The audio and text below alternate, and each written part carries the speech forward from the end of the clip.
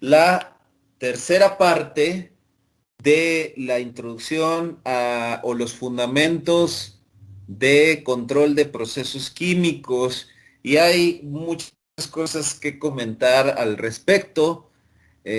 Ejemplificaré algunas cosas. Empezaré diciendo que pues es importante saber qué es lo que queremos controlar. Imaginémonos nuestro sistema como, por ejemplo, un intercambiador de calor. Nosotros tenemos pues un determinado intercambiador de calor, como su nombre lo dice, intercambia calor por lo menos con dos corrientes. Entonces vamos a decir que tenemos una corriente determinada que tiene una temperatura de entrada, TI, inlet, y vamos a suponer que para nuestro modelo, pues en algún momento determinado, tiene a esa temperatura como función del tiempo, permitiendo la posibilidad de que haya perturbaciones. No solo eso, supongamos además que tenemos un flujo que además también podría presentar variaciones.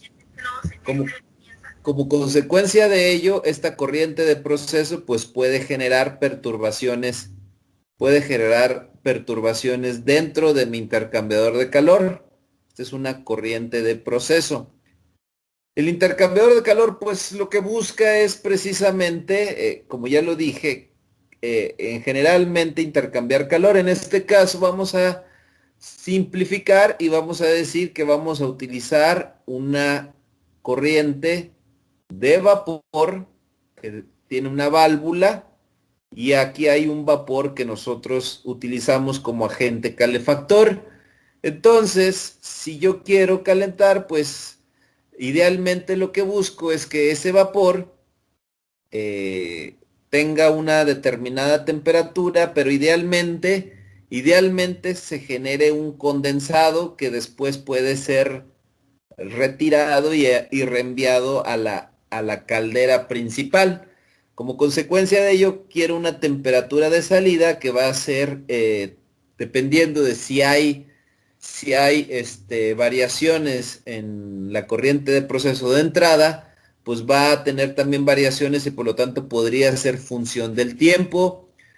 A esta corriente pues la podemos llamar la corriente calentada. En este caso hemos logrado el objetivo. Lo que deseamos, reitero, como consecuencia de muchas razones, en este caso como consecuencia de condiciones de seguridad e higiene, por ejemplo, como consecuencia también de calidad, en donde la calidad del producto y del proceso en sí es deseada, alguna variación en la temperatura quizás de esta corriente pues pueda causarme a mí problemas y una dificultad mayor para poder controlar la calidad del producto. Entonces, como consecuencia de ello, pues yo deseo controlar este proceso, yo deseo poderlo mantener en lo que ya hemos mencionado, que es para nosotros la condición de estado estacionario. Entonces, para ello se introducen algunos sistemas, algunos instrumentos, algunos sensores que van a ayudarme a mí a poder controlar esto. ¿De qué forma? Pues de la siguiente manera. Nosotros vamos a introducir, primero que nada, un sensor. Es ideal que estos sensores sean eléctricos o electrónicos, es decir, que puedan mandar por lo menos una señal eléctrica que pueda ser transformada a una señal análoga que pueda generar una acción mecánica de apertura, de cierre, de movimiento de un servocontrol, etcétera. Pero tiene que ser necesariamente eléctrica. Entonces podría ser un termopar. Vamos a decir que aquí tenemos entonces un transmisor de temperatura. Esa es generalmente la notación que nosotros utilizaremos, y aquí, bueno, trato de dibujar un círculo. Sería transmisor de temperatura. Este transmisor de temperatura manda su señal a otro dispositivo que va a ser un controlador de temperatura. Esta es la forma en que lo vamos a manejar. La primera letra se refiere a la variable a controlar, mientras que la segunda es una abreviatura del instrumento que estamos utilizando. A este controlador de temperatura, nosotros le vamos a ingresar ya sea de forma manual o en la tarjeta electrónica o de forma programada, vamos a meterle lo que se le conoce como un set point, o en español, punto de consigna. Esto es el valor que deberá de tener en el estado estacionario esta temperatura, la cual es deseada que siempre se mantenga en esos parámetros.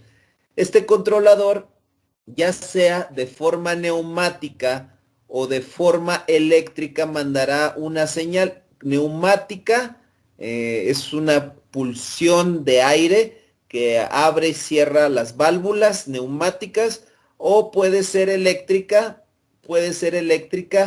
En tal caso, cualquiera de las dos va a generar una apertura y un cierre de la válvula dependiendo de nuestras necesidades.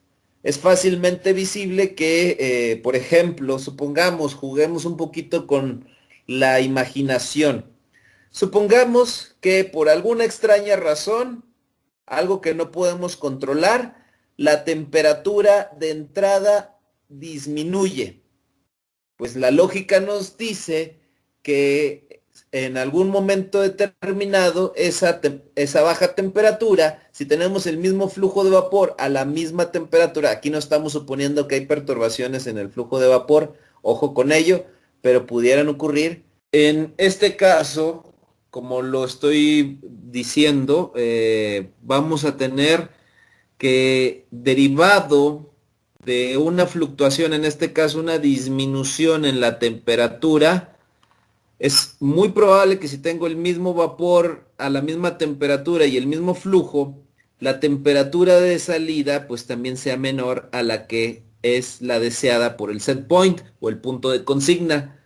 Como consecuencia de eso va a haber una diferencia registrada entre el set point y la temperatura de salida, y eso va a generar una acción en el controlador que tiene una especial matemática programada que va a generar que se mande una señal eléctrica, lo cual va a hacer que la válvula de control, que es un dispositivo, puede ser, reitero, mecánico o neumático, en este caso se abra para generar un mayor flujo de vapor y lograr elevar esa descompensación y lograr la estabilización en la temperatura. Por el contrario, si la temperatura fuera mayor, pues el caso contrario estaría ocurriendo. Si el flujo aumentara, pues también es previsible que la temperatura fuera menor y por lo tanto se abriera la válvula, y de igual manera si el flujo, disminuyera, es de esperarse que la temperatura de salida aumentara. Como consecuencia de ello, el flujo de vapor se cerraría con la acción de la válvula y así lograríamos el control deseado. Son aspectos muy genéricos, muy sencillos, pero que ayudan a ilustrar aproximadamente cómo es este proceso de control y cómo podemos nosotros imaginarnos cómo es la respuesta de este proceso de control para poder a partir de ello generar las respuestas, las mecánicas y todo lo que como ingenieros deseamos poder controlar. Bueno, vamos nosotros ahora precisamente a tratar un ejemplo más particular en el cual sea importante poder revisar toda esta información. Hay mucha más nomenclatura involucrada, hay muchas más cosas importantes que revisar acá. Vamos nosotros ahora a revisar el mismo ejemplo, pero vamos a utilizar una notación un poquito más técnica, en la cual nos va a servir para relatar todo esto. Tenemos nuestro intercambiador de calor. En este ejemplo va a ser un intercambiador de calor de tubos y coraza.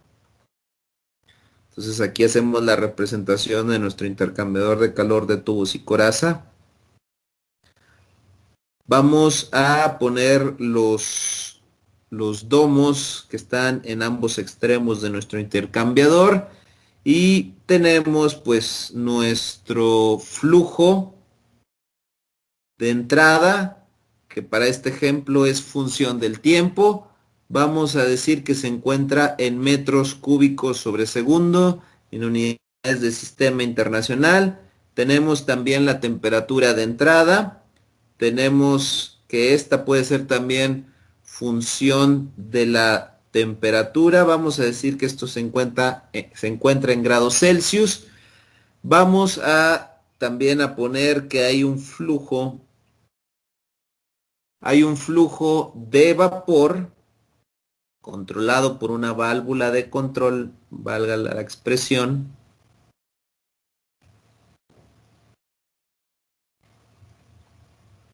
Y aquí tenemos precisamente al vapor.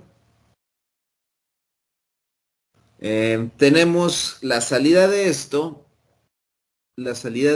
que tiene su propia temperatura. Pero vamos a decir pues que únicamente esto se condensa. Y acá a la salida pues esperamos tener precisamente nuestra temperatura de salida ya sin el subíndice I, que puede ser función de la temperatura y también se mide en las mismas unidades en grados Celsius. Tenemos nuestro transmisor de temperatura. Estos generalmente se suelen numerar en un diagrama de instrumentación y control, en un diagrama de TI de tuberías e instrumentación. Entonces voy a dibujarlo bien, lo más bonito posible. Y se suelen numerar, vamos a suponer que aquí apenas empieza la planta. Y pues este sería el primer transmisor de temperatura, el termopar o algún otro dispositivo. Entonces esto va a generar una señal eléctrica, que aquí la estamos representando, de forma eléctrica. Vamos a suponer que aquí esta señal eléctrica es pasada a un controlador de temperatura, al cual le hemos alimentado nuestro punto de consigna, nuestro set point, y este a su vez pues manda una señal eléctrica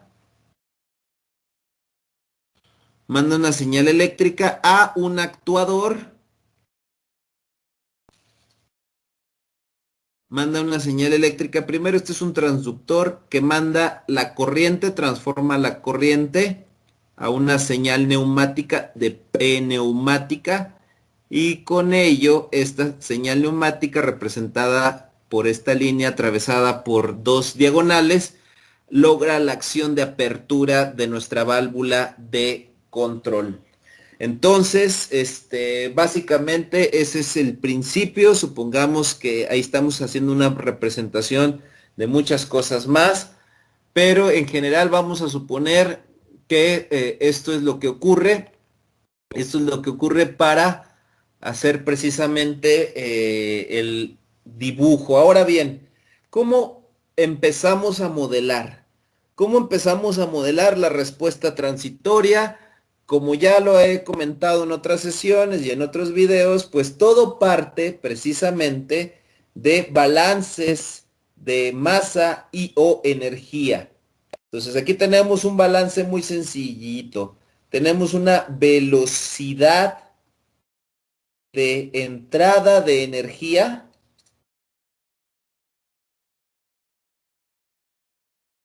en este caso compete precisamente a la energía, ya que estamos hablando de un control de temperatura. Y tenemos también una velocidad de salida de energía.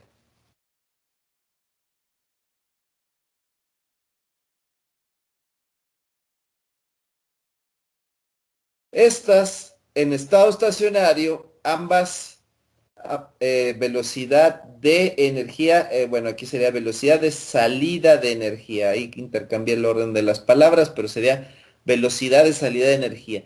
En términos o en condiciones de estado estacionario, esta diferencia debería de ser igual a cero. Pero como estamos hablando de la posibilidad de una perturbación, que es precisamente lo que vamos a modelar, nosotros tenemos una velocidad de acumulación de energía.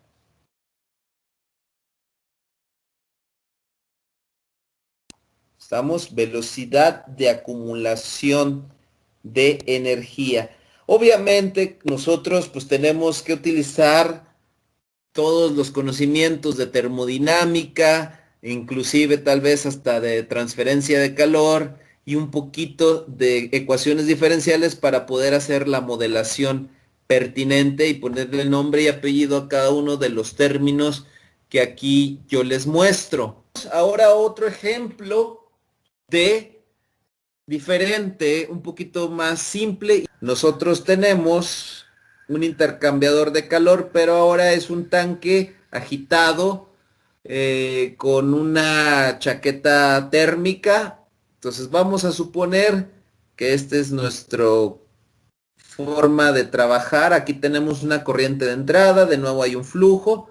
Vamos a suponer en este caso que el flujo pues es constante, pero se encuentra en las unidades de metros cúbicos sobre segundo. Vamos a decir que tiene una temperatura de entrada, que esa sí podría ser función de la temperatura, así que podríamos esperar alguna perturbación de parte de esta variable. Y esto pues tiene una salida. Vamos a suponer que está perfectamente agitado el sistema, de tal suerte que la temperatura que tenemos en el tanque va a ser la misma que la temperatura de salida.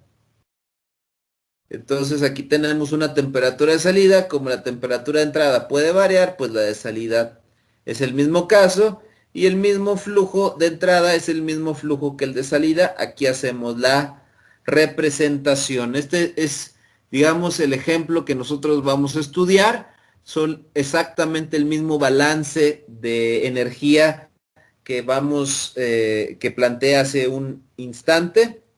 Entonces, aquí tenemos, pues, vamos a suponer lo siguiente. Tenemos un caudal. Este caudal es un caudal volumétrico por las unidades. Al multiplicarlo por la densidad, en este caso la densidad de entrada, tengo el flujo másico. Si yo lo multiplico por la entalpía específica, HI, que como la temperatura es función del tiempo, pues también esta va a ser función del tiempo, tengo el término de velocidad de entrada de energía. Si yo a esto le resto el caudal de salida, que es el mismo, la densidad de salida, en donde ya no utilizo subíndice para denotarla, y la entalpía de salida, que podría ser función del tiempo, entonces tengo la diferencia de velocidades de energía de entrada y de salida. Como estamos suponiendo que estos no son iguales, porque no estamos en el estado estacionario, va a haber una acumulación. Y esta acumulación pues va a ser igual a la derivada del volumen dentro del sistema por la densidad dentro del sistema por la energía interna de nuestra sustancia a la cual estamos sometiendo a un proceso térmico. Todo esto con respecto al tiempo. Entonces estos serían los parámetros que nosotros pretendemos manipular y que pretendemos manejar. Por supuesto que podemos reescribirla. Esta expresión la podemos reescribir sin ningún problema. Tendríamos pues básicamente los mismos términos, pero podemos ponerlos en función de la temperatura, ya que es algo más fácilmente medible y menos abstracto que lo que sí es la entalpía. Entonces, en este caso, nosotros podemos escribir el caudal de entrada. Como son los mismos, pues ya no utilizo los subíndices, es el caudal por la densidad, que es así que podría ser diferente, por el CP, la capacidad calorífica o el calor específico de entrada, por la temperatura de entrada, que esta sí que podría ser función del tiempo, menos el mismo caudal por la densidad de salida, por el calor específico con respecto a la presión constante, por la temperatura de salida. Y ahí ya he cambiado las entalpías por el producto de CP, con un estado de referencia obviamente. Bueno, esto va a ser igual a la acumulación de estos términos, que también voy a cambiar. De nuevo es el volumen si lo utilizo, la densidad, volumen por densidad es la masa total en el instante t. Utilizo en este caso el calor específico pero a volumen constante, y la temperatura, que puede variar con respecto a el tiempo. Y bueno, esta derivada, por supuesto, es con respecto a el tiempo. Así he logrado particularizar de forma simple cómo serían estos cambios de variable en forma simple. Especificando que obviamente los CPs, pues si estamos todo manejándolo en sistema internacional, debería de estar en Joule sobre kilogramo grado Celsius. Pero en general, básicamente esa es la forma. Ahora bien, un cambio más que podríamos hacer sin ningún problema sería que yo puedo sacar, suponiendo que no hay variación en los flujos, ni de entrada ni de salida, y estos permanecen constantes e iguales, suponiendo que además la sustancia no presenta variaciones importantes en la densidad, derivado de que es un líquido, y los cambios en la temperatura no son tan extremos.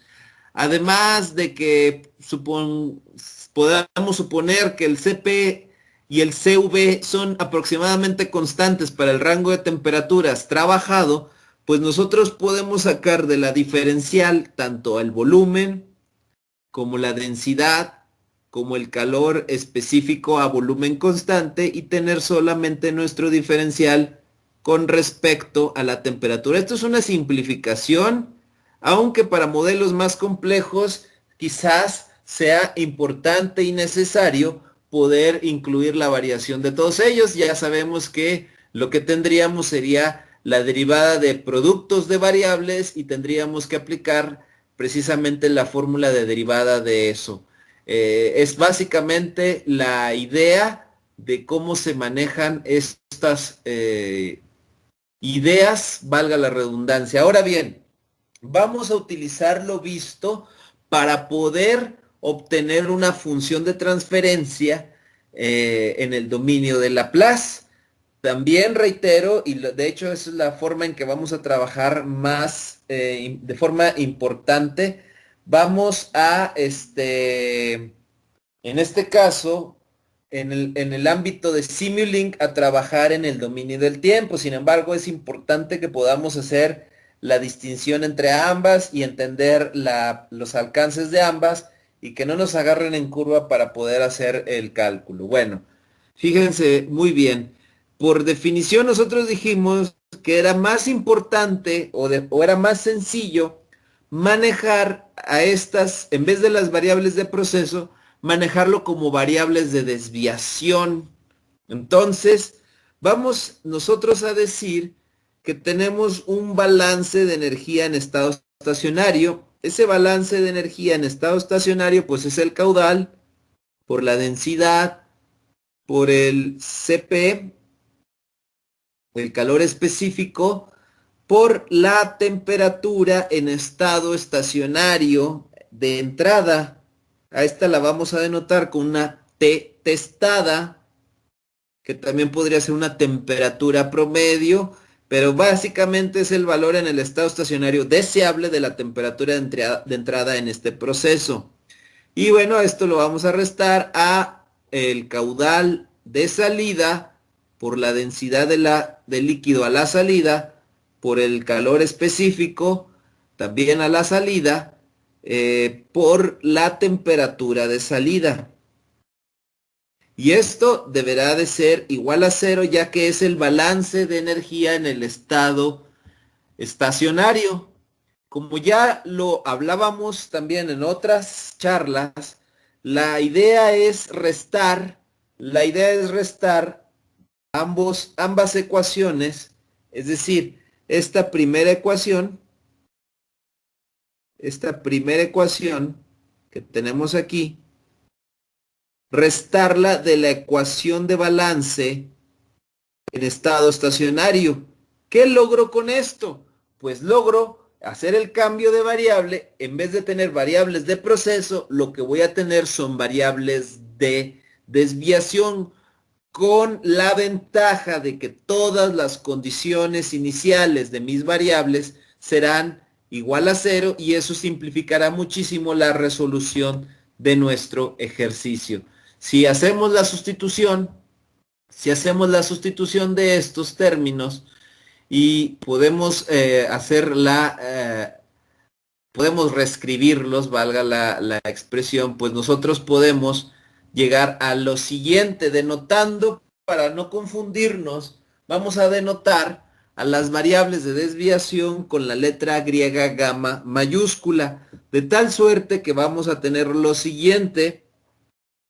Ya sabemos que matemáticamente pues podemos llegar sin ningún problema a esto. Es el flujo por la densidad por el Cp por la variable de desviación en la temperatura de entrada con respecto a el tiempo, menos el flujo por la densidad por el Cp por la variable de desviación en la temperatura de salida, y esto va a ser igual a el volumen total del sistema por la densidad por el calor específico a volumen constante por la derivada de la variable de desviación de la temperatura de salida con respecto a el tiempo.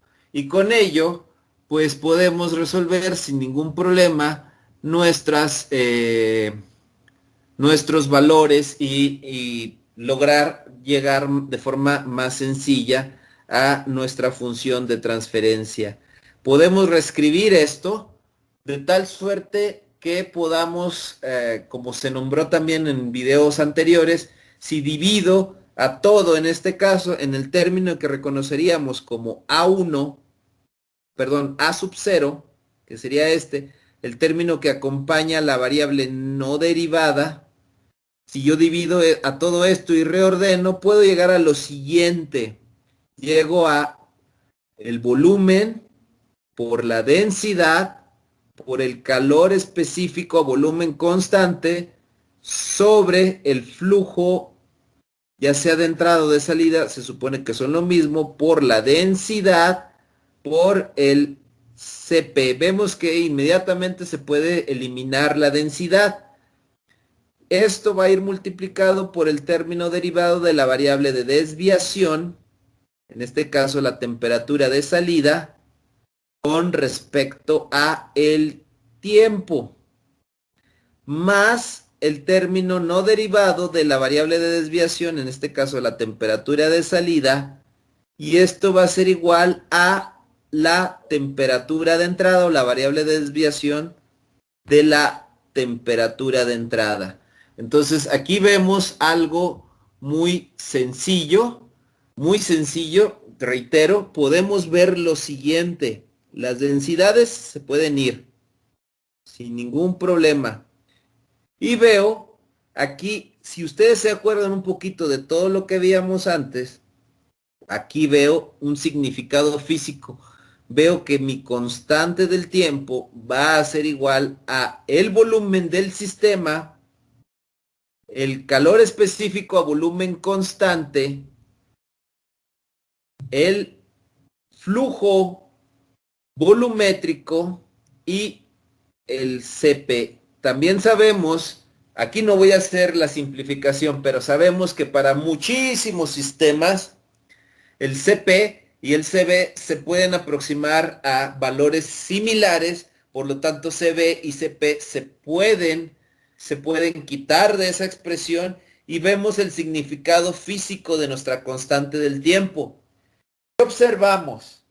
Si la constante del tiempo, como les había narrado anteriormente, si la constante del tiempo es alta, la respuesta de nuestro sistema va a ser a que no se va a perturbar demasiado, debido a que siempre se va, en la función de transferencia siempre va a estar en el denominador. ¿Qué significa? Visualicémoslo. Visualicémoslo de la siguiente forma. Si el volumen del tanque que estamos nosotros revisando es muy grande y por el contrario el flujo de entrada es pequeño, bueno, para empezar, la constante del tiempo va a tener un valor alto. Entonces, una perturbación en la temperatura de entrada al tanque de agitación va a ocasionar una poca respuesta, una poca perturbación en la temperatura de salida. Y viceversa, si yo tengo un caudal muy alto y un volumen pequeño, una perturbación en este caso me va a generar que se va a perturbar de manera alta, ya que mi constante del tiempo no va a ser tan robusta y por lo tanto inmediatamente se va a observar la perturbación. Entonces estas son cosas que son sencillas de revisar, sencillas de analizar y bueno, como ya saben, en nuestro procedimiento lo que nosotros tenemos que hacer es aplicar la transformada de Laplace a cada uno de los términos y despejar en este caso a la temperatura de salida o la variable de desviación de la temperatura de salida para obtener lo siguiente. Pero bueno, haciendo el cambio de variable, primero que nada, tenemos que tau por la derivada de la temperatura de salida con respecto, o de la variable de desviación de la temperatura de salida con respecto al tiempo, la variable de desviación de la temperatura de salida deberá de ser igual a la temperatura de entrada, la variable de desviación de temperatura de entrada, que es función del tiempo. Y una vez hechas las sustituciones pertinentes y haciendo un poquito de análisis, yo les invitaría a que hicieran el análisis dimensional. Se darán cuenta que precisamente la constante del tiempo está en unidades de segundos, si es que todo está en sistema internacional. Ahora bien, pues aplicando la transformada de Laplace, aplicamos la transformada de Laplace y obtenemos lo siguiente. Tenemos ahora en el dominio de Laplace, recordando que la condición inicial de toda variable de desviación es 0, por lo tanto ya no la escribimos. Aquí tenemos también lo siguiente, bueno, vamos a escribirla nada más para que lo vean ustedes, pero pues esto sería, la condición inicial debería de ser 0, más la transformada de Laplace, es decir, la variable de desviación de la temperatura de salida, pero ahora en el dominio de Laplace, y esto igual a la variable de desviación de la temperatura de entrada, pero ahora en el dominio de Laplace. Entonces reitero, esta condición siempre en variables de desviación es igual a 0, así que nosotros, bueno, aquí me faltó una S, ojo con eso, no, miento, así estamos bien, esto de todas formas se hace igual a 0, y bueno, pues vemos que se puede obtener fácilmente el despeje. Tendríamos que la variable de desviación de la temperatura de salida en el dominio de Laplace es igual a 1 sobre la constante del tiempo por S más 1 por, en este caso, la variable de desviación de la temperatura de entrada en el dominio de Laplace. Y con ello, estas son las formas típicas, lo hablábamos en el anterior video. Estas son las formas típicas de las variables o las funciones de transferencia que se obtienen en sistemas de primer orden. Ahora bien, esto es muy simple de resolver. Tenemos nuestra transformada de Laplace, que no tiene ningún problema, pero tenemos primero que lo podemos reescribir de la siguiente manera. Es decir, ¿qué son las funciones de transferencia? Pues son la correspondencia que nos da cómo varía, en este caso, la temperatura de entrada y qué efecto tiene sobre la temperatura de salida. Y como ya lo dije, pues esta es la función de transferencia donde en este caso la ganancia es igual a 1. En la constante del tiempo ya hablamos de cuál es su significado físico y el denominador completo es tau S más 1. Entonces son las funciones típicas y demás que nosotros tenemos que no tienen absolutamente ningún problema para poderse modelar. Ahora, si nosotros no tenemos perturbación, si nosotros siempre tenemos el mismo valor, pues esta es la forma en que va a salir o la forma en que se van a correlacionar tanto temperatura de entrada como salida. Pero vamos ahora a suponer que hay una perturbación. Entonces la perturbación, vamos a decir lo siguiente. Nosotros tenemos una temperatura de entrada que, como ya decimos, puede ser función del tiempo, por lo tanto estamos asumiendo que en algún momento determinado puede haber una perturbación o una variación. Entonces, esta idealmente en el estado estacionario es igual a este valor, a t testada i.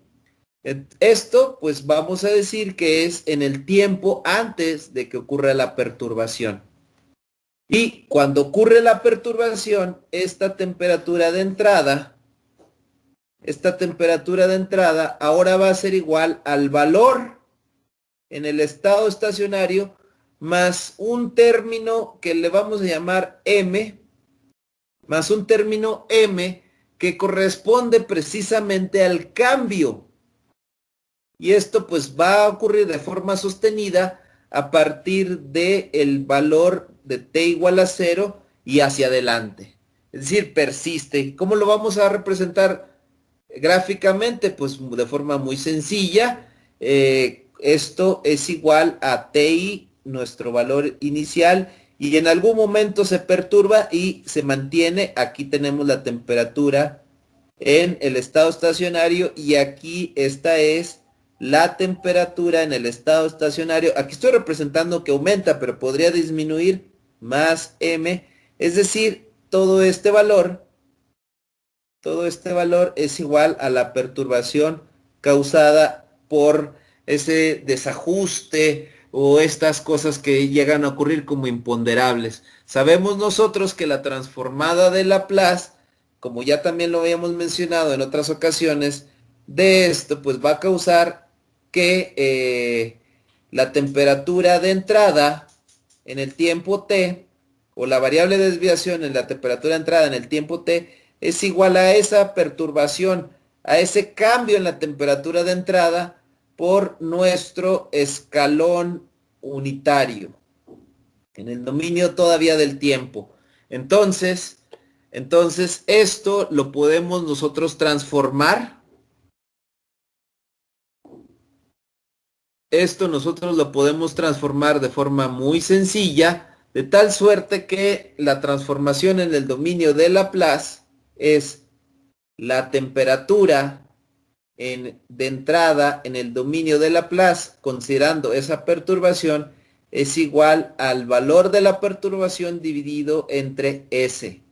Y bueno, una vez por simples reglas algebraicas, que si nosotros consideramos esto en nuestro balance, podemos ver de forma simple que la temperatura de salida o la variable de desviación en la temperatura de salida en el dominio de Laplace es igual a m, ahora sí ya hay ganancia, dividida entre S por tau S más 1. Es decir, reitero, cuando hay una perturbación, nada más para que se lo imaginen, cuando hay una perturbación concatenada con una función de transferencia de primer orden, esto es diagrama de bloques que después explicaremos, lo único que ocurre es que esta desviación m sobre s va a ir multiplicada por esto, tal cual lo vemos nosotros acá.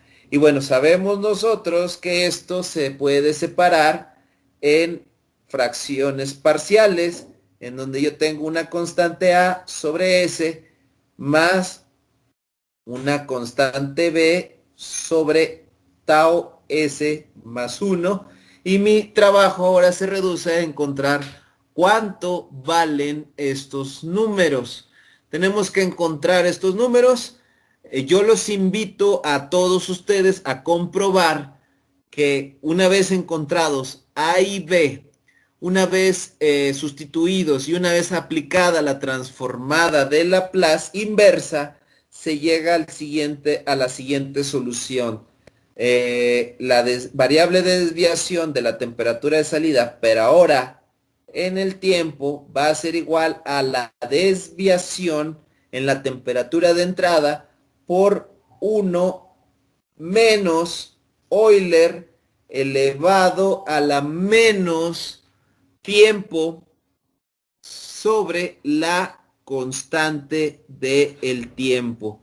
Y esto es básicamente la representación, y si yo no quiero manejarlo en forma de variables de desviación, utilizando el significado que previamente ya mencionamos, también es fácilmente demostrable que si yo sustituyo los valores, yo voy a tener que la temperatura de salida como función del tiempo va a ser igual a la temperatura de salida en el estado estacionario, la cual es la deseable, más el cambio en la temperatura de entrada m por 1 menos Euler a la menos tiempo sobre la constante del tiempo.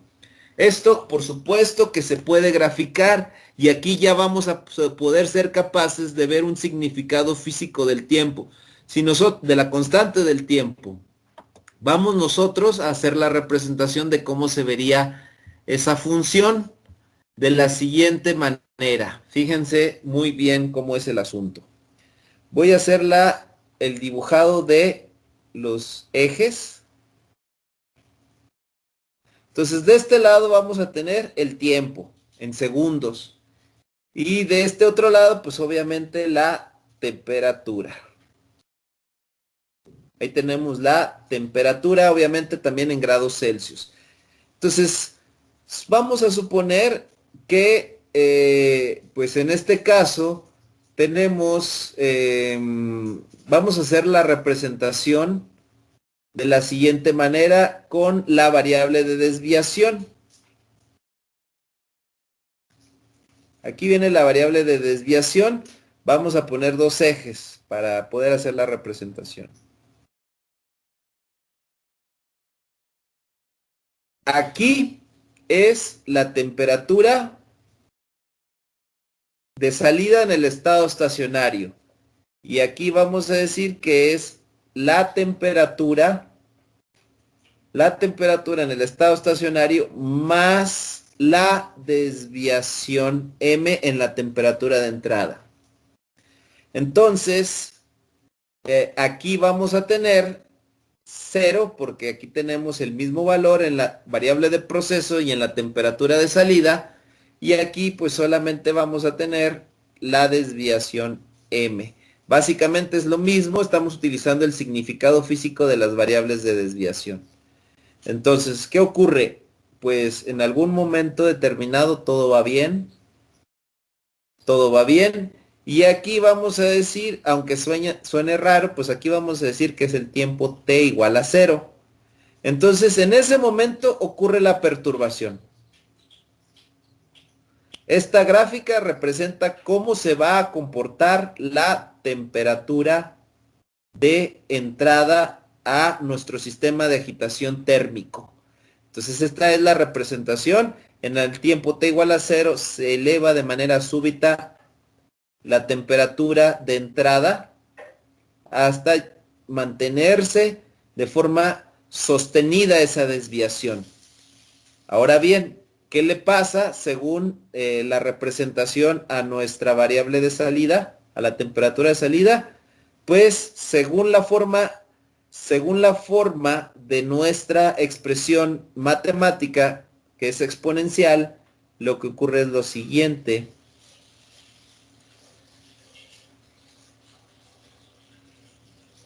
Se eleva de forma exponencial. Entonces, matemáticamente hay un significado físico.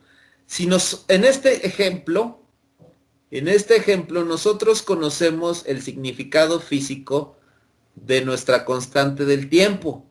Pero si no lo conociéramos, derivado de muchas situaciones, porque esta constante del tiempo también incluye otras cosas más que probablemente no conozcamos. Aquí estamos haciendo una simplificación muy sencilla del proceso, pero en la vida real puede haber otras complicaciones de las cuales hablaremos más adelante.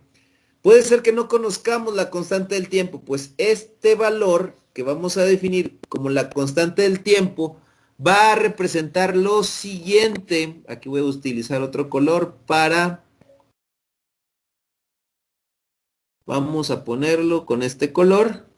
Entonces vamos a decir que la constante del tiempo, aquí estoy representando este valor, la constante del tiempo va a ser el valor que tarda en tomar el valor final, si es que no hay control, valga la expresión, va a ser el tiempo en que tarda en llegar al 63.2% del valor de la perturbación, en este caso de la temperatura de entrada. Es decir, si no hay control, esta va a ser la temperatura a la cual va a salir el fluido dentro de mi ejemplo en mi tanque de agitación térmico. Pues la constante del tiempo va a tener ese valor, T más M, donde M, reitero, es la perturbación. Entonces mi variable de desviación va a alcanzar este valor, M. Pues el tiempo que tarde a partir del registro de la perturbación hasta que llegue al 63.2% de esa perturbación, esa precisamente es la constante del tiempo, y nosotros pues podemos tener el valor sin ningún problema. Ahora, matemáticamente, ¿por qué es ese 63.2%? ¿De dónde diablo salió? Pues muy sencillo. Si yo tengo mi variable de desviación, que es función del tiempo, que es igual a m por 1 menos Euler a la menos el tiempo sobre tau, vean ustedes qué singularidad ocurre cuando tau es igual al tiempo, o viceversa, cuando el tiempo es igual a tau. ¿Qué ocurre? Esto se va a transformar en un 1. Es decir, este valor, por lo tanto, se convierte en un 1. Si esto se convierte en un 1, tengo Euler elevado a la menos 1.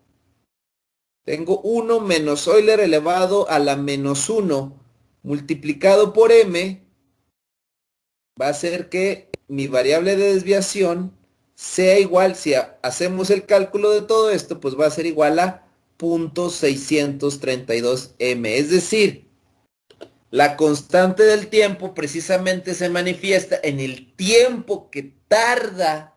Por eso, cuando se iguala el tiempo transcurrido a la constante del tiempo, ahí ha ocurrido que se alcanza el 63.2% del valor final. Entonces, estas son pautas muy sencillas de cómo reaccionan sistemas de primer orden mediante una perturbación muy simple, en este caso particularizada para un sistema de agitación térmico.